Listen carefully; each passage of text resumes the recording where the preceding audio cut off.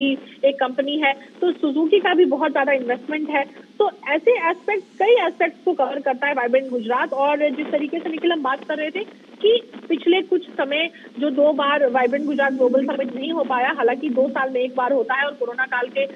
दौरान ये summit organise नहीं किया गया था। इस बार इसी कारण से काफी ज्यादा एक्साइटमेंट नजर आ रहा है। और चूंकि पिछले कुछ वर्षों में डिजिटल डोमेन में काफी कुछ हो गया है, डिजिटल पब्लिक इंफ्रास्ट्रक्चर में काफी कुछ हो गया है, और कोविड ने काफी हद तक बिजनेस का जो मॉडल है वो बहुत ज्यादा बदल दिया है, या हम कह सकते हैं उसमें कई मल्टीपल्स उसमें तेजी ला दी है। तो उसको, उस एस्पेक्ट को भी एक्सप्लोर करने के लिए ये बहुत अहम और बड़ा मौका है। जी, निश्चित तौर पर एक बात आपने जैसा कि कही, और जिस तरह से भारत की इकॉनमी कुलाचे मार रही है, बिजनेस हमारा लगातार आगे बढ़ रहा है, और जो दुनिया भर में भारत के अर्थ जगत की जो है वो छाप देखी जा सकती है। ऐसे में जो इस तरह की समिट्स है वो उसमें भी ये साफ तौर पर परिलक्षित होता होगा कि किस तरह से इंडिया के साथ में बिजनेस करने के लिए जो वर्ल्ड कम्युनिटी है उसकी उसकी वो कितनी आतुर दिखती है। देखिए, इस बात का साफ तौर पर अंदाजा लगाया जा सकता है, क्योंकि जिस तरीके से जैसे जापान है, जापान भी कई ट्रिलियन yen इन्वेस्ट करना चाहता है भारत में। हम देखते हैं कई ऐसे देश हैं जो चाहते हैं कि भारत का वर्कफोर्स आए। माइग्रेशन मोबिलिटी एग्रीमेंट हम कर रहे हैं कई देशों के साथ, हम कई देशों के साथ FTAs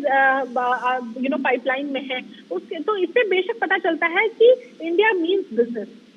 और गुजरात उसका एक, अगर हम कहें तो एक मॉडल है, जिससे कि ये पता चलता है कि अगर आप कंसिस्टेंट रहेंगे, व्यापार के क्षेत्र में लगातार इन्वेस्टर्स को अट्रैक्ट करते रहेंगे, तो बिजनेस में, एम्प्लॉयमेंट में और ऐसे अपॉर्चुनिटीज में कोई कमी नहीं आएगी। 2009 की अगर मैं बात करती हूँ निखिल, 2009 में बहुत बड़ा रिसेशन आया था। उसके बावजूद वाइब्रेंट गुजरात ग्लोबल समिट में अटेंडेंस थी, कई देश आए थे, कई देश के प्रतिनिधि आए थे, बिजनेस फ्रेटर्निटी आई थी, ग्लोबल बिजनेस फ्रेटर्निटी आई थी, और 2009 का वाइब्रेंट गुजरात समिट काफी ज्यादा सक्सेसफुल था। तो इससे ये पता चलता है कि व्यापार के अगर हम नए आयाम देते हैं, ईज ऑफ डूइंग बिजनेस को खड़ा करते हैं, प्रोडक्शन लिंक इंसेंटिव देते हैं, कई ऐसे ल्यूक्रेटिव और अट्रैक्टिव ऑप्शन देते हैं अगर बिजनेसेस को, तो बिजनेसेस बिल्कुल आना चाहेंगी भारत को मैन्युफैक्चरिंग हब के तौर पे देखते हैं, भारत को एक बहुत ही इंपॉर्टेंट वर्कफोर्स के तौर पे देखते हैं। तो इन सभी एस्पेक्ट्स से अगर देखा जाए तो बिजनेसेस बेशक इंटरेस्टेड रहते हैं भारत में, कि भारत में जाकर मैन्युफैक्चरिंग सेटअप किया जाए। कई बड़ी बड़ी कंपनियों ने अपने मैन्युफैक्चरिंग यूनिट भी भारत में खोले हैं पिछले ही कुछ साल में, और ये डेवलपमेंट बहुत तेजी से मल्टीप्लाई होता जा रहा है। जी, एक चीज़ आपने और भी देखी है कि ये जो समिट है इसमें तमाम जो विदेशी मेहमान हैं उनमें राष्ट्राध्यक्ष भी शामिल है, UAE के राष्ट्रपति भी आज यहाँ पहुँच रहे हैं। आपने देखा कि मोज़ाम्बिक और तिमोर लेस्ते के जो प्रमुख हैं वो भी आज रहे हैं। तो किस तरह से इसको देखते हैं कि एक अवसर के तौर पे बिजनेस की तो बात निश्चित तौर पर हो रही है, साथ ही साथ जो द्विपक्षीय वार्ताएं हैं वो भी परवान चढ़ रही हैं एक ऐसे माहौल में जहां पर सभी कहीं ना कहीं दुनिया को, जब देश को अपने अपने देश के बिजनेस की बात होती है तो दुनिया को विकसित करने की भी बात होती है। मेघना, बिल्कुल। और देखिए, अभी जैसे हम तस्वीरों में देख रहे हैं कि प्रधानमंत्री नरेंद्र मोदी कई ईवी का एक जो पवेलियन है वो देख रहे हैं, उसके साथ एरोनॉटिक्स का, एविएशन के सेक्टर को देख रहे हैं। तो ऐसे कई पवेलियंस पर वो जा रहे हैं और वहां पर वो नजर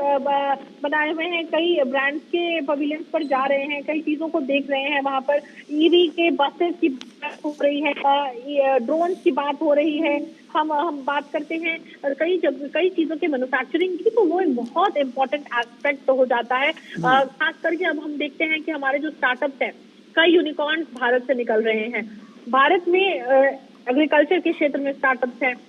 भारत में ऑनलाइन हर एक स्टेटमेंट के सोल्यूशन के लिए कोई ना कोई स्टार्टअप काम कर रहा है। मेडिसिन का क्षेत्र हो, टेलीमेडिसिन का क्षेत्र हो, कई ऐसे क्षेत्र हैं, ई संजीवनी हो, ऐसे कई चीजें हैं जो डिजिटल पब्लिक इंफ्रास्ट्रक्चर तो है ही है, लेकिन उसके साथ ही जो प्राइवेट जो एंटरप्रेन्योर्स हैं उन्होंने अपने ये प्रॉब्लम स्टेटमेंट आइडेंटिफाई करके खुद सॉल्यूशंस लेकर आए हैं और वो सॉल्यूशंस को वाइबल बनाने के लिए काम कर रहे हैं। अगर हम बात कर रहे हैं जिस तरीके से इस ट्रेड शो की ई मोबिलिटी जैसे ऊर्जा सक्षम की हम बात करते हैं, भविष्य की परिवहन जरूरतों को पूरा करने के लिए किस तरीके से टेक्नोलॉजी का उपयोग किया जाए, कैसे टेक्नोलॉजी इतना आवश्यक बन गया है, सस्टेनेबल डेवलपमेंट, ई मोबिलिटी कितना अहम हो गया है, ये पता चलता है जब जैसे कॉप जैसे सम्मेलनों में जिस तरीके से सारे देश आते हैं और इस चीज पर चर्चा करते हैं तो पता चलता है इसकी कितनी ज्यादा अहमियत है। अगर हम देखें तो नए वाहन मॉडलों के साथ कई अत्याधुनिक चार्जिंग की टेक्निक, बेटर बैकअप वाली जो बैटरीज हैं जो ईवी में जो लगती हैं, और उसके साथ भी कई ब्रांड्स भी अपने एग्जिबिट को यहाँ पर डिस्प्ले कर रही हैं। उसके साथ ही इलेक्ट्रॉनिक जो परिवहन है, जो ईवी है, उसमें किस तरीके से इनोवेशन से ज्यादा क्या नया इनोवेशन आया है, कहाँ पे और ज्यादा इनोवेट किया जा सकता है, R&D को किस लेवल तक ले जाया जा सकता है, उस पर भी एक बहुत अहम फोकस है। नॉलेज इकोनॉमी स्टार्टअप्स की तो हम बात कर ही रहे हैं, उसके साथ ही मेक इन गुजरात की बात कर रहे हैं, आत्मनिर्भर भारत की बात कर रहे हैं, जहां पर कि जब प्रधानमंत्री नरेंद्र मोदी ने भारत में जिस तरीके से आत्मनिर्भरता की पहल की और कई उद्योगों में आत्मनिर्भरता को बढ़ावा देने की बात की, तो उसके बाद से किस तरीके से आत्मनिर्भर भारत को और ज्यादा गतिशील बनाया जाए, उसके लिए ये एक पवेलियन भी तैयार किया गया है। सस्टेनेबिलिटी, क्लाइमेट एक्शन, ऐसे भी कई विषयों पर भी इस ट्रेड शो में ध्यान दिया जा रहा है, जहां पर सबसे अहम निखिल है कि इलेक्ट्रिक चार्जिंग स्टेशन और हाइड्रोजन, अगर हम बात करें हाइड्रोजन ईंधन की तो वो बहुत इंपॉर्टेंट है, उसके फ्यूलिंग स्टेशन की बात करें वो इंपॉर्टेंट है, इको फ्रेंडली ट्रांसपोर्टेशन इंफ्रास्ट्रक्चर को कैसे खड़ा किया जाए, ये कैसे मॉडल बन सकता है, वो बहुत इंपॉर्टेंट है। उसके साथ ही अगर हम देखते हैं तो स्मार्ट इंफ्रास्ट्रक्चर, हम स्मार्ट सिटीज की बात करते हैं तो स्मार्ट इंफ्रास्ट्रक्चर की बेशक बात होती है, और हमने देखा कि हाल ही में जब G20 की मीटिंग चल रही थी तो हम इंफ्रास्ट्रक्चर वर्किंग ग्रुप में इन्हीं चीजों की चर्चा करते थे कि किस तरीके से इंफ्रास्ट्रक्चर को और ज्यादा स्मार्ट बनाया जा सके, सिटीज को सस्टेनेबल बनाया जा सके। तो इन्हीं सब सॉल्यूशंस को बिजनेस मॉडल बनाकर एग्जिबिट किया जाता है ताकि इन्वेस्टर्स इसमें इन्वेस्ट कर सके, जो लोग रह रहे हैं, जो सिटीज को लिवेबल बनाया जा सके और इससे एक रेवेन्यू भी जनरेट किया जा सके, एम्प्लॉयमेंट भी दिया जा सके। जी, निश्चित तौर पर आपने आत्मनिर्भर भारत और स्टार्टअप्स का जिक्र किया। एक जहन में ख्याल आता है या लोगों को ऐसा लगता है कि जब हम आत्मनिर्भर भारत की बात करते हैं तो सब कुछ भारत में बना हुआ, सब कुछ भारत में का निर्मित, लेकिन जो विदेशी जो कारोबारी हैं उनके साथ में गठजोड़, उनके साथ में सहयोग और उनके साथ में तकनीक का आदान प्रदान से लेकर के बाजार का भी, जिसको कहे भारत भी एक बाजार है और वहाँ पर भी एक बाजार ढूंढने की बात होती है। इस लिहाज से ये जो समिट है वो आत्मनिर्भर भारत की तरफ कितना एक कदम बढ़ाती हुई नज़र आएगी, आपको लगता है, जब हम स्टार्टअप्स की बात करते हैं और जो नए उद्यमी हैं उनकी बात करते हैं? देखिए, अगर हम बात करते हैं तो हम अभी इस वाइब्रेंट गुजरात ग्लोबल समिट में हम जानते हैं ये गुजरात की बात हो रही है, लेकिन देखिए आपने जब प्रश्न पूछा तब भी आपने एक एस्पेक्ट रखा कि हम भारत की बात कर रहे हैं, क्योंकि इस बात को सीधे तौर से लिंक किया जा सकता है कि जब गुजरात में जिस किस्म के इन्वेस्टमेंट आते हैं या गुजरात में जिस तरीके का बिजनेस आता है उसका इम्पैक्ट नेशनल लेवल पर भी, राष्ट्रीय स्तर पर भी पड़ता है। एम्प्लॉयमेंट की बात करें, एक्सपेंशन जब कंपनियां करती हैं, अगर पहले गुजरात में आए उसके बाद अन्य राज्यों में भी एक्सपैंड करती हैं, तो इसका बेशक इम्पैक्ट राष्ट्रीय स्तर पर पड़ता है। और हम जब स्टार्टअप्स की बात कर रहे हैं, यूनिकॉर्न्स की बात कर रहे हैं, फिनटेक के क्षेत्र में कितने सारे स्टार्टअप्स हैं, कितने सारे स्टार्टअप्स हैं, एग्रीकल्चर के क्षेत्र में ड्रोन्स हैं, उसके साथ ही कई ऐसे स्टार्टअप्स, अब देखिए जैसे भारत का स्पेस सेक्टर भी अब स्टार्टअप्स को खुल चुका है, स्काईरूट, अग्निकुल, ऐसे कई स्टार्टअप्स हैं जो लोगों की जुबान पर इनके नाम है और ये बहुत बेहतरीन काम कर रहे हैं स्पेस सेक्टर में, और किस तरीके से स्पेस को भी प्राइवेट सेक्टर कितना ज्यादा उसको इस्तेमाल करके आगे स्टार्टअप्स बढ़ सकते हैं स्पेस के क्षेत्र में, वो भी एक बहुत अहम एस्पेक्ट है। तो अब कोई भी अगर हम देखें, ना केवल इन सब चीजों में, बल्कि ऑनलाइन ई कॉमर्स के जरिए कई ऐसे स्टार्टअप्स हैं जो हमारी संस्कृति, हमारी विरासत को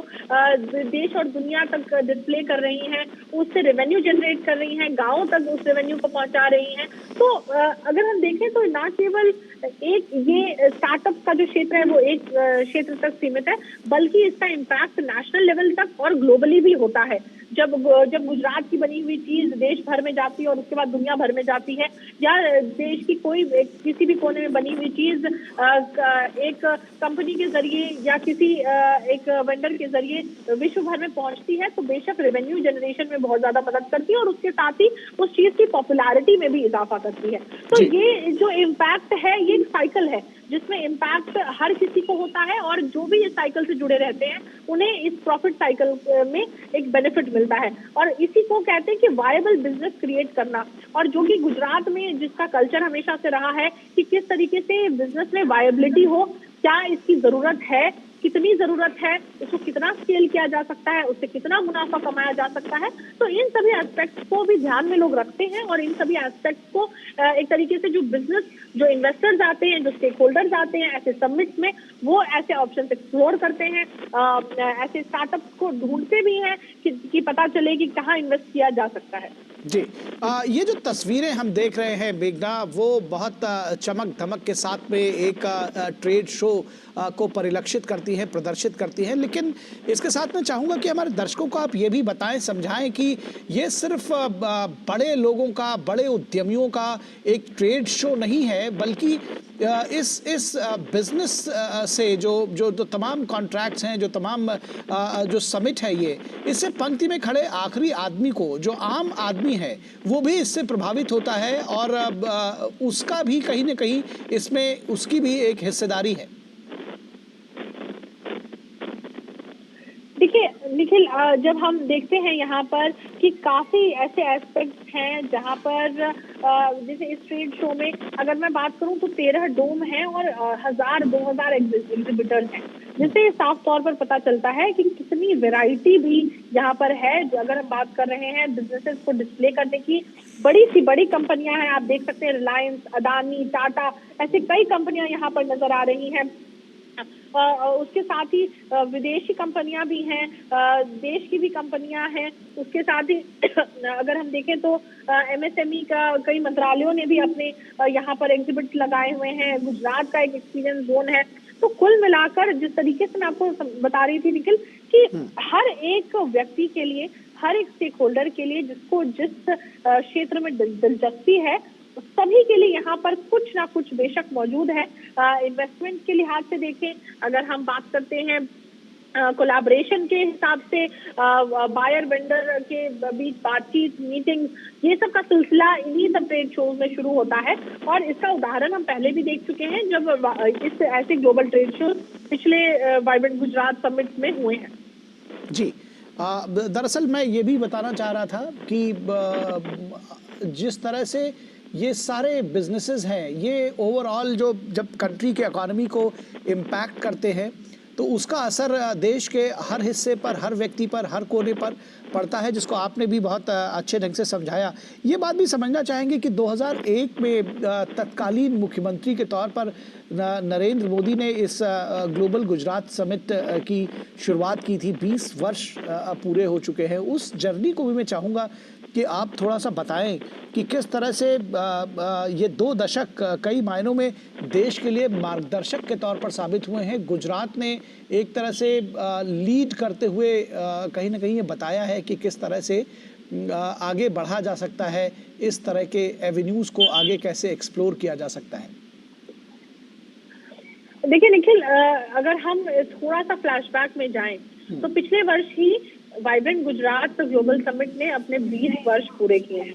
ये 20 वर्ष जो पूरे हुए हैं वो एक बहुत लंबी जर्नी रही है और इतनी आसान जर्नी भी नहीं रही है। जो लोग गुजरात को जानते हैं, जिन लोगों ने गुजरात को देखा है, अगर हम देखें तो प्रधानमंत्री नरेंद्र मोदी जब गुजरात के मुख्यमंत्री बने, 2001 का वो भयावह भूकंप आया कच्छ का, 2002 में फिर जिस तरीके का अगर हम देखें तो गोधरा कांड हुआ और बाद जो एक तस्वीर है पूरी तरीके से बदल गई। प्रधानमंत्री नरेंद्र मोदी ने पूरी कोशिश की कि किस तरीके से बिजनेसेस को यहाँ अट्रैक्ट किया जाए, किस तरीके से पूरे राज्य का माहौल बदला जाए और राज्य को प्रगति की दिशा में ले जाया जाए। उसके लिए वाइब्रेंट गुजरात ग्लोबल समिट की बहुत ही हम्बल शुरुआत हुई अहमदाबाद के साइंस सिटी में।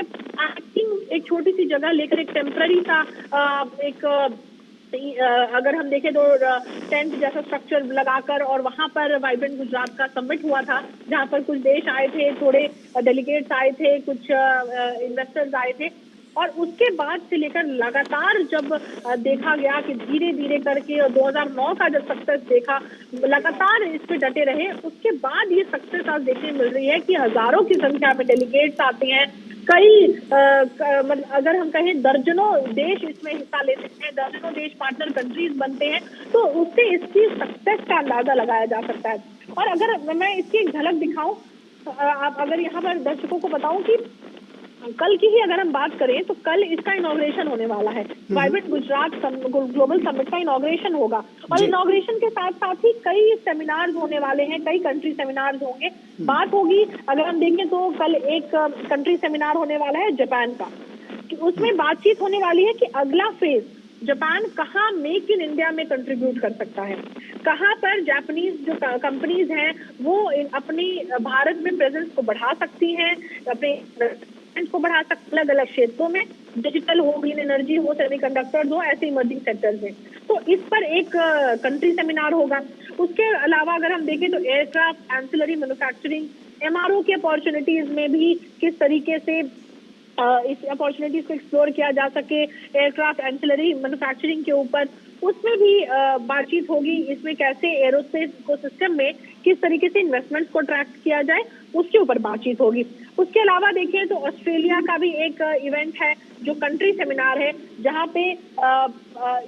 ऑस्ट्रेलिया ये बात करेगा कि कहाँ बिजनेस, इन्वेस्टमेंट, स्टडी और टूरिज्म, इन चीजों, इन मेन एस्पेक्ट्स पर बातचीत होगी। उसके अलावा भी अगर हम कुछ इंपॉर्टेंट एस्पेक्ट्स देखें तो धोलेरा गुजरात में एक बहुत बड़ा प्रोजेक्ट है। Dholera greenfield smart city, smart businesses, इसके लिए एक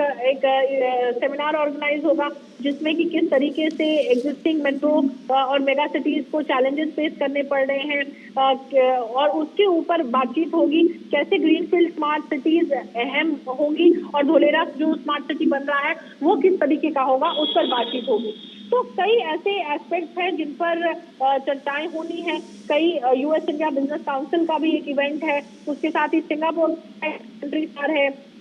इंडो जर्मन पर्सपेक्टिव्स पे भी एक सेमिनार है। तो कई ऐसे सेमिनार्स हैं, यूके का कंट्री सेमिनार, वियतनाम का India business forum, artificial intelligence के ऊपर बातचीत। तो कई ऐसे क्षेत्र हैं जिनमें कोऑपरेशन, इकोनॉमिक कोऑपरेशन, और अगर हम देखें तो इसमें वो बिजनेसेस को बढ़ावा मिल सके, इस पर इस पूरे वाइब्रेंट गुजरात ग्लोबल समिट में 3 दिन का 10, 11 और 12 तारीख को जो ये समिट ऑर्गेनाइज हो रहा है उसमें फोकस रहेगा, और साइमल्टेनियसली ही कई सेशंस चलेंगे जिसमें इनोवेशन, सस्टेनेबिलिटी जैसे सब्जेक्ट्स को भी उठाया जाएगा। जी, निश्चित तौर पर आपने ये कहा कि 2001 में जब प्रधानमंत्री नरेंद्र मोदी तत्कालीन मुख्यमंत्री थे, उसके बाद से ये ग्लोबल समिट की शुरुआत बहुत हम्बल तरीके से की गई। आपको लगता है कि एक दृढ़ राजनीतिक इच्छा शक्ति की भी ज़रूरत है इस तरह के आयोजनों को न सिर्फ करना बल्कि उनको आगे बढ़ाना और जो उनका असल मकसद है उसको भी हासिल करना? बिल्कुल, क्योंकि अगर हम देखते हैं तो अगर वाइब्रेंट गुजरात ग्लोबल समिट की बात करते हैं तो निखिल, आपका भी एक लंबा तजुर्बा रहा है। आपने भी देखा होगा कि इस किस्म के समिट की उस समय 2003 के आसपास बात नहीं होती थी कि कैसे ग्लोबल इन्वेस्टर्स को एक जगह इकट्ठा किया जाए, और क्योंकि आजकल कई तरह के एप्रीहेंशंस रहते थे कि क्या लोग इन्वेस्ट करना चाहेंगे, क्या एक इवेंट में मात्र आकर क्या बड़ी बड़ी डील साइन हो सकती हैं, क्या इस तरीके से लोग इंटरेस्ट दिखाएंगे, क्या अड़चनें हो सकती हैं, क्या ये सक्सेसफुल होगा कि नहीं। वो उन सभी अड़चनों को पार कर ही वाइब्रेंट गुजरात ग्लोबल समिट ने ये सफर को तय किया है। इस सफर को अगर हम देखते हैं तो हम देखते हैं कहाँ जहां एक तरीके से कुछ देश इसमें इंटरेस्ट दिखा रहे थे। आज हर क्षेत्र में कई दर्जन देश हैं जो गुजरात में इन्वेस्ट करने में दिलचस्पी दिखा रहे हैं। हम जानते हैं यूएई के राष्ट्रपति नायन आज आ रहे हैं, आज वो गुजरात आएंगे और प्रधानमंत्री नरेंद्र मोदी के साथ प्रधानमंत्री नरेंद्र मोदी को मिलेंगे। एक रोड शो भी होने वाला है, यहाँ पर भी काफी ज्यादा भीड़ है। लेकिन अगर हम देखें तो पूरे भारत में यूएई का जो इन्वेस्टमेंट है उसमें सबसे ज्यादा इन्वेस्टमेंट अगर किसी राज्य में है तो वो गुजरात है। जापान का कई दशकों का, तकरीबन 6 दशकों का रिलेशनशिप गुजरात के साथ रहा है। अगर हम देखें तो कई अफ्रीकन कंट्रीज हैं जिनका एसोसिएशन गुजरात के साथ रहा है। फार्मास्यूटिकल्स की क्षेत्र की बात करें और कई ऐसे जो क्षेत्र हैं, केमिकल्स एंड फर्टिलाइजर्स की जो क्षेत्र हैं उनमें खास करके, तो ऐसे कई एस्पेक्ट्स हैं जिसमें गुजरात ने धीरे धीरे करके एक फोकस रखा कि कैसे इसमें इंडस्ट्रियलाइजेशन को बढ़ाया जाए, पब्लिक प्राइवेट पार्टनरशिप्स को बढ़ाया, किस तरीके से प्राइवेट एंटिटीज को फैसिलिटेट किया जाए, इन्वेस्टर्स को कैसे यहाँ पर अट्रैक्ट किया जाए। तो हर तरीके से जो दृढ़ इच्छा शक्ति की आप बात कर रहे हैं निखिल, वो थी, तभी ये इतना लंबा सफर तय हो पाया। कई अड़चनों के बावजूद प्रधानमंत्री नरेंद्र मोदी ने सितंबर पिछले साल, जब 20 साल पूरे हुए थे वाइब्रेंट गुजरात ग्लोबल समिट के, तो उसी साइंस सिटी में एक कार्यक्रम में प्रधानमंत्री नरेंद्र मोदी ने कहा था कि खट्टी मीठी यादें जुड़ी हैं इस वाइब्रेंट गुजरात ग्लोबल समिट से। और इन खट्टी मीठी यादों में कई बार ऐसा भी होता था कि इन्वेस्टर्स को कहा जाता था कि आप इन्वेस्ट ना करें, इन्वेस्टर्स को धमकाया जाता था, डराया जाता था कि गुजरात में इन्वेस्ट ना करें। तो उन सभी अड़चनों को पार करके वाइब्रेंट गुजरात आज जहां खड़ा है, वो ना केवल गुजरात की इकोनॉमी को इम्पैक्ट करता है बल्कि पूरे देश की इकोनॉमी को इन टर्म्स ऑफ बिजनेस काफी ज्यादा इम्पैक्ट करता है। और ऐसे समिट कई एक तरीके का ऐसे समिट, ये जो समिट है ये प्रेडिसेसर के तौर पर, एक एग्जाम्पल के तौर पर इस्तेमाल किया जाता है जब कोई भी राज्य अपना बिजनेस समिट करता है। जी निश्चित तौर पर। और इस ग्लोबल समिट की बात कही जाए, मेघना, गुजरात जो है जिस तरह से पूरे देश भर में या ये कहें कि तमाम विदेशों में भी एक विकास का रोल मॉडल बनकर उभरा है, इस तरह के समिट्स जो है और जो पॉलिसीज़ है बिजनेस को लेके, वो एक बड़ी भूमिका निभाती हैं इसके लिए, क्या कहेंगे आप? बिल्कुल, पॉलिसीज का एक बहुत बड़ा अगर हम कहें तो योगदान है गुजरात में। जिस तरीके से कंपनीज ने, अगर हम देखें तो टाटा को जब प्लांट सेटअप करना था तो गुजरात ने एक जगह दी। कई बार ऐसा, कई ऐसे अगर हम देखें तो कंपनीज को गुजरात ने जगह दी, कई तरीके के उनको बेनिफिट्स दिए ताकि वो यहाँ पर आए, यहाँ पर रोजगार जनरेट करें। तो एक चीज ये बेशक है कि कोई भी जब कंपनी प्लांट लगाती है, अगर हम देखते हैं तो साणंद में जो प्लांट बन रहा है माइक्रॉन का, वहां पर भी आसपास के लोगों को रोजगार के जो अपॉर्चुनिटीज हैं वो खड़े हो रहे हैं। उसके साथ ही कई ऐसे एस्पेक्ट्स हैं, अगर हम देखें तो वहां पर एक अटल टिंकरिंग लैब को भी चला रहा है माइक्रॉन, जो साणंद में है। तो